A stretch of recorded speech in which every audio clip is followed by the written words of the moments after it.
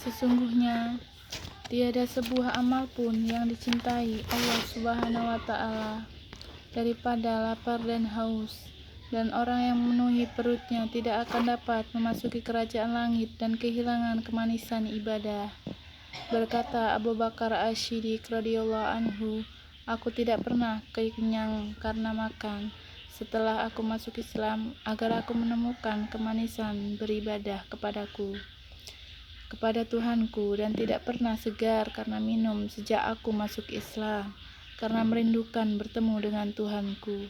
Karena dalamnya banyak makan, terdapat sedikitnya ibadah, sebab apabila manusia memperbanyak makan, badan menjadi berat dan dua buah matanya mengalahkan kantuknya, serta lambatlah semua anggota tubuh karena lemas, lalu tidak satu pun suatu yang berarti yang datang darinya, walau ia berusaha, kecuali hanya tidur melulu. Jadi ia seperti bangkai yang terbuang sia-sia. Demikian disebutkan di dalam kitab Minhajul Abidin dari Luqman Al-Hakim.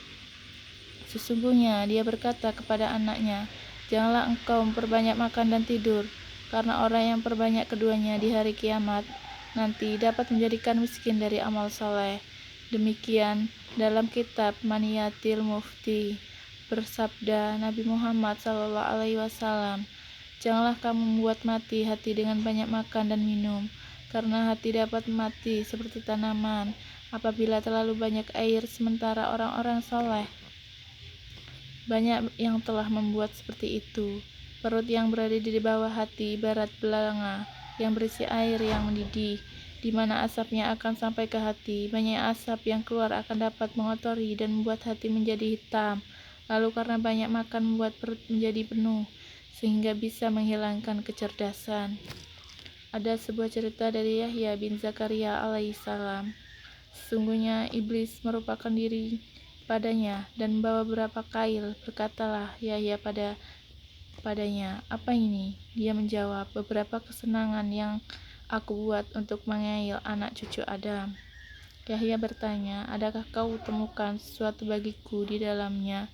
Dia berkata, tidak, hanya saja engkau pernah kenyang dalam suatu malam, lalu aku bebankan kepadamu untuk melakukan sholat. Yahya alaihissalam berkata, suatu hal yang pasti, sesungguhnya aku tidak akan mau kenyang lagi untuk selama-lamanya. Iblis pun menjawab, juga suatu hal yang pasti, bahwa sesungguhnya aku tidak akan memberi nasihat kepada seorang pun untuk selama-lamanya. Semua itu mengisahkan orang yang tidak pernah kenyang seumur hidupnya, kecuali hanya semalam. Lalu bagaimana dengan orang yang tidak pernah lapar seumur hidupnya, semalam pun, kemudian mengharapkan ibadah? Ada sebuah kisah dari Yahya bin Zakaria alaihissalam juga, sesungguhnya dia kenyang akibat roti dari gandum. Suatu hari dia bertidur ketika berzikir kepada suatu malam.